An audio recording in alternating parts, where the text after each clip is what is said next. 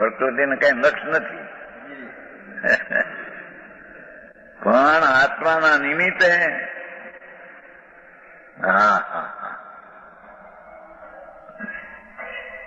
ઉત્પત્તિ વિનાશ પામે છે. કારણ કે આત્મા જયારે પરના લક્ષ્ય રાગ દ્વેષથી ઉત્પન્ન વિનાશ પામે છે તો પ્રકૃતિ પણ ઉત્પાદ વિકારને ઉત્પન્ન વિનાશ થાય છે. તેના નિમિત્તે તેને આશ્રયી પ્રકૃતિ પણ ઉત્પન્ન થાય છે.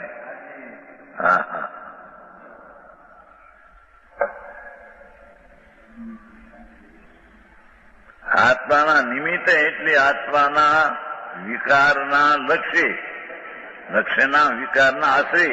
લક્ષ્ય એનું જડ છે એટલે આત્માના આશ્રય, આત્માની વિકાર દશાને આશ્રય ઉત્પન્ન